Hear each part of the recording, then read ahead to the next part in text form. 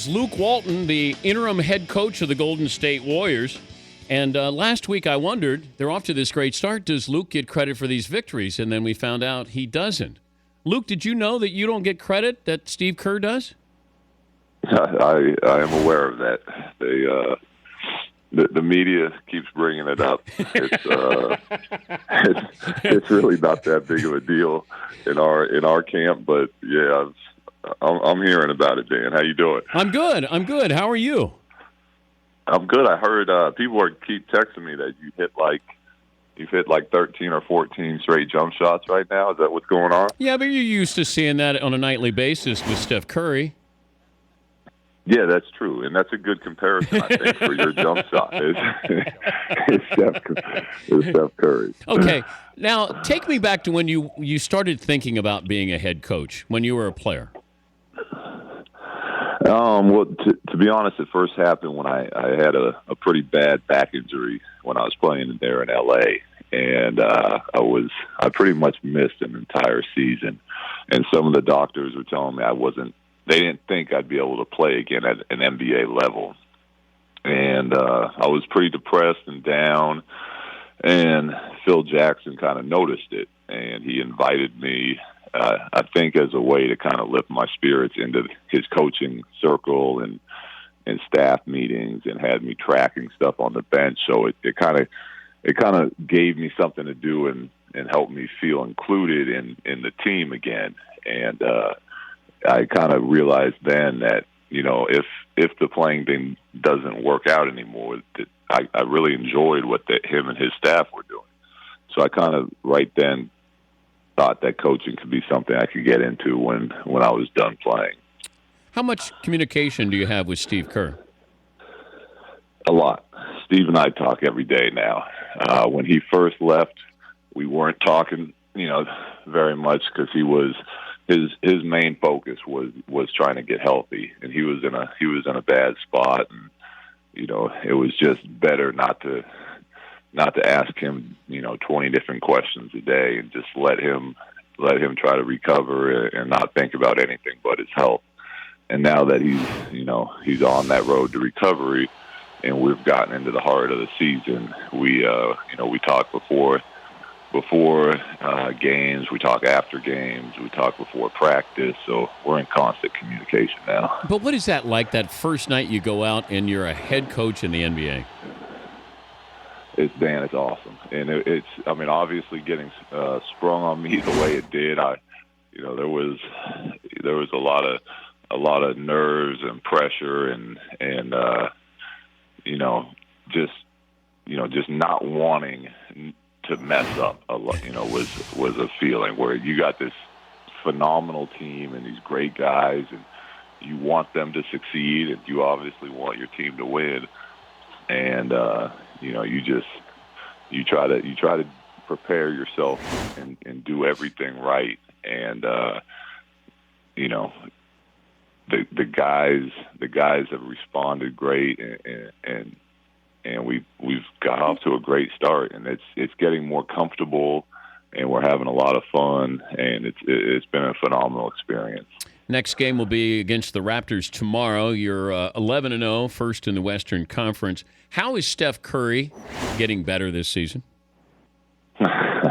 He works, Dan. I played with Kobe, and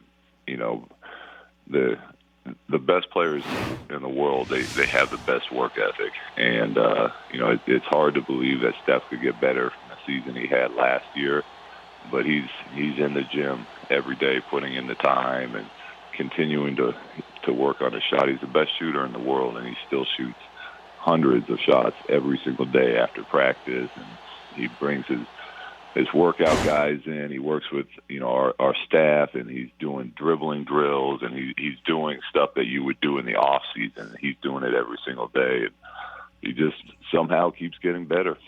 More amazed at Steph Curry on a nightly basis or Kobe?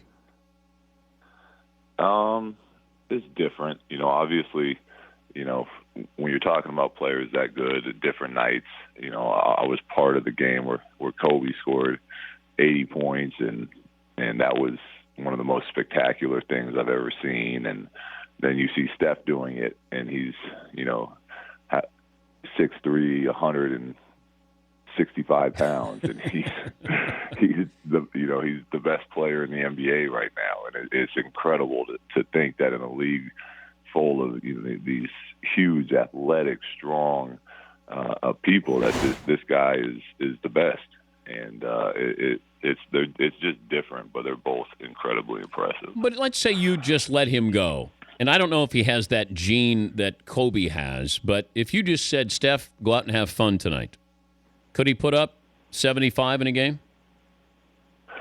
If he got hot, yeah, he could. And listen, so we don't.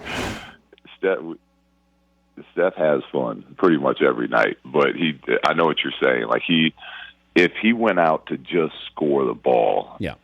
He is such a phenomenal shooter and ball handler, and he's gotten so good at just reading defenses. I mean, he could score. He could score 35, 40 points every single night.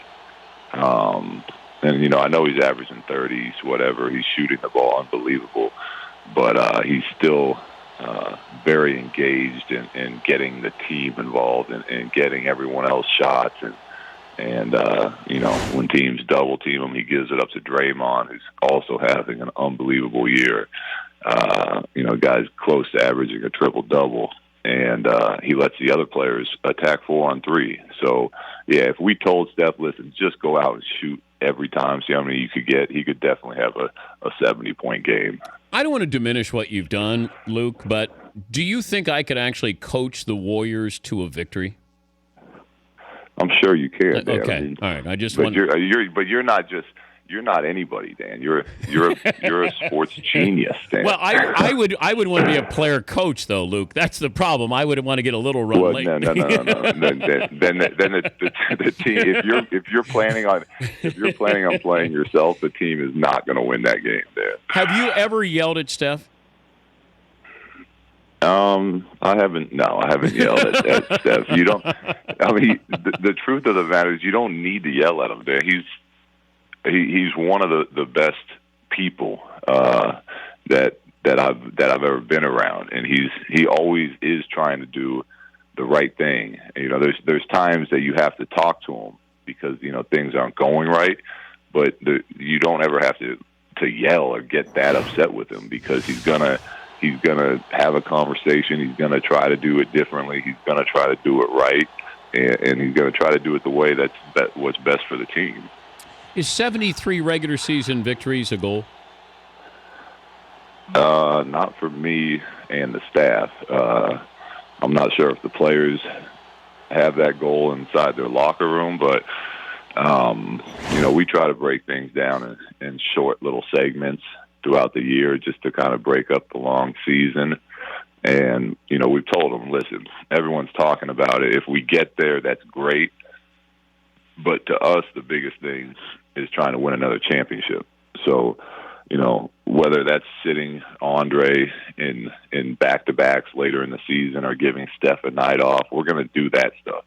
We're going to do the things that help prepare us for the playoffs and try to get us better, as opposed to doing whatever we can to try to get to that many wins. Did your voice get deeper when you became a head coach? What's going on here, Luke? Man, it's early in the morning. It's as deepest, and then as the hours go on, it kind of lightens up a little bit. I mean, you're trying to sound like Phil Jackson a little bit here. I'm not. I promise you, I'm not. just waiting for the coffee to kick in a little bit. Hey, congrats so far. Happy for you, and hope your dad's doing well. And thanks for joining us. I appreciate it, Dan. Thanks for having me on. All right, it's Luke Walton going deep.